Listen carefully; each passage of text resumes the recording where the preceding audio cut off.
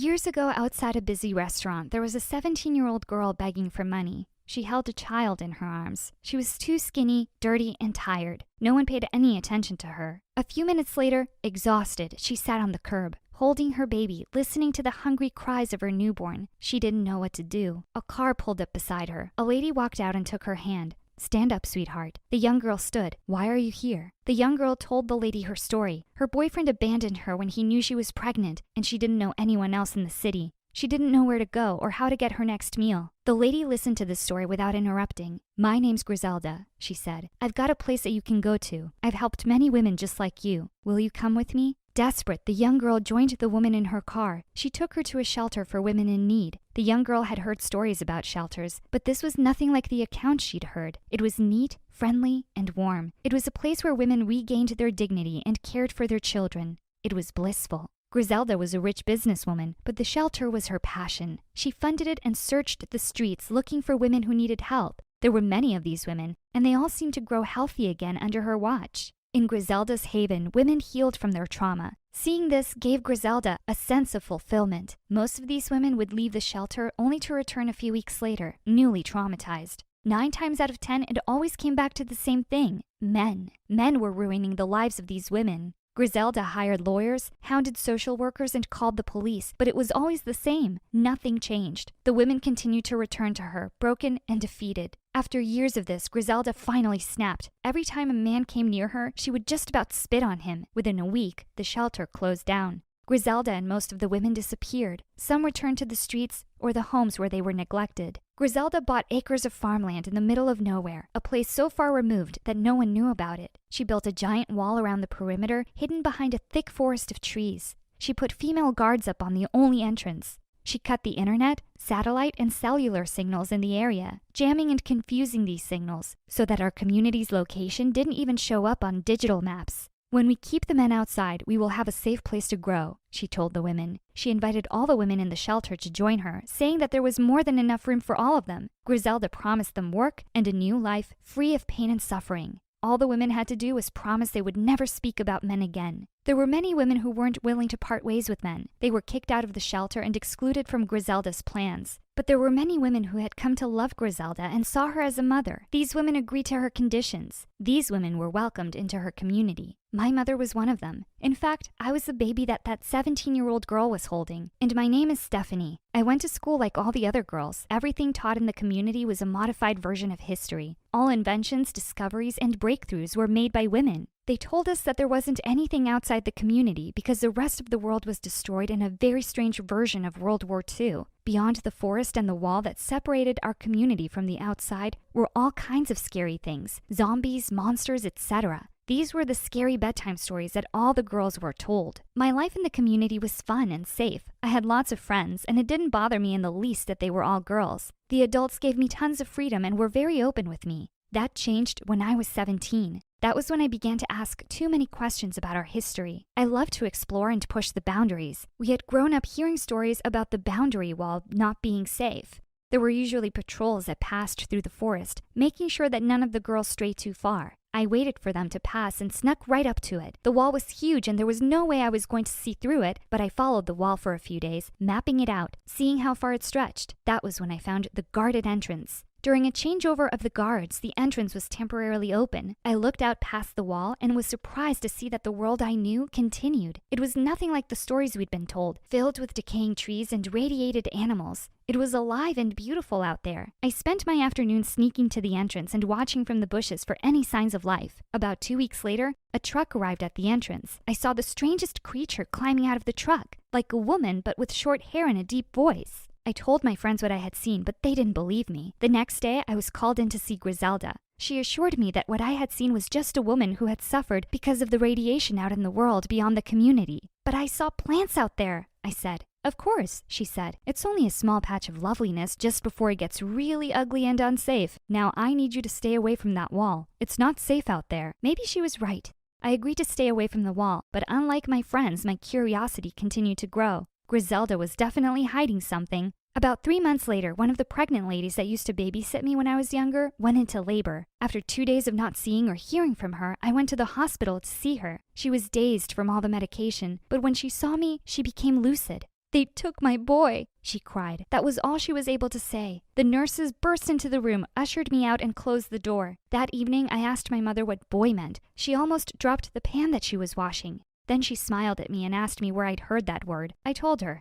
It must be a name that she gave to her daughter. I didn't feel like I was getting the whole truth, but I let it go. A week later, I went to visit my babysitter in the hospital, but she wasn't there anymore. But Griselda was. She greeted me with a sad look on her face. Unfortunately, she didn't make it through the trauma of her delivery. I was shocked. I'd seen her after she'd had her baby. It didn't make sense.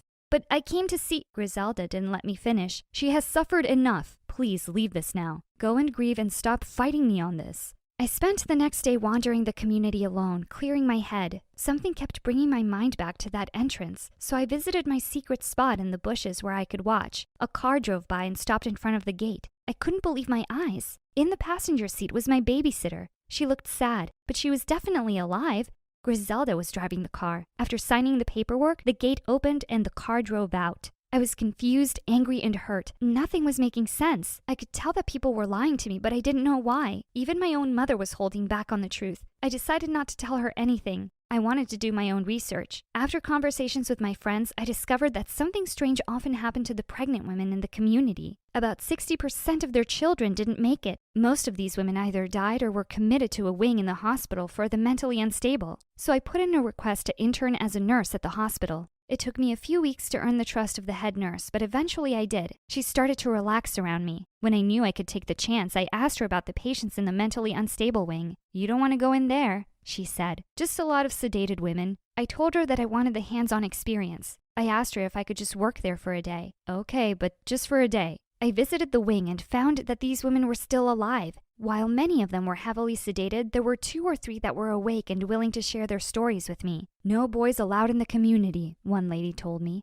"What does boy mean?" She laughed at me and told me the strangest story I had ever been told. It went against all the biology lessons I had learned at school. "There's a whole world out there," she said. "I remember leaving it when I was about 7 years old. It's not a wasteland. They've been lying to us." Obsessed with finding answers, I snuck up to the fence and waited for an opportunity to sneak out. A delivery vehicle arrived. As they were unloading the truck, I slipped into the back. We drove for about an hour. When the truck stopped, the back was opened. I slipped out undetected. I walked into a tall building, bigger than anything that I'd seen in the community. It was filled with stores of every kind. And more than that, it was a mix of people. Lots of women, but also lots of these other strange creatures. One of these strange-looking women came up to me. "Are you okay? You look lost," he said. He was about the same age as me. I told him it was my first time here. He offered to show me around because his friends had bailed on him and he had some time to kill. He took me from store to store, but I barely heard what he said. I was more fascinated by him. "What kind of girls are you?" I asked him. He laughed. "I hear you. I should probably get my hair cut pretty soon." I had so many more questions for this stranger, but I didn't get a chance to ask any more. I felt a hand on my shoulder. I turned around. It was Griselda. "Excuse us, young man," she said to the boy. "We need to leave." He smiled and waved at me, and then walked away. I pulled away from Griselda. "I'm not going anywhere with you," I said. Griselda shook her head. "You have no idea what you're doing, Stephanie. I'm not the villain here, okay? But if you want answers, I'll give them to you." Griselda took me to a coffee shop and we sat down. Griselda specifically asked for a female waiter. "This is a mall," she said, "and those strange creatures that you're seeing are boys. All the stories that we've told you, they've been to protect you and your sisters in the community, but they haven't been the whole truth." "What is the truth?" I asked. "The truth is that boys become men and men end up hurting women." Griselda told me why she had started the community. We spoke for hours. The more she explained, the more I could understand why she hated men so much. "Your own mother was abandoned by a man. Your father. Is that the life that you want to live? One filled with these vile creatures?" "They can't all be bad," I said. Griselda shook her head. "They are, every last one of them." She looked a bit creepy when she said that, but then she took a deep breath and calmed down. "We're going to go back home now, Stephanie, to your family, your mother, your friends, your community. And when we go back, you won't mention a word of this to anyone. Do you understand?" "You can't expect me to keep quiet about this," I said. "They need to know."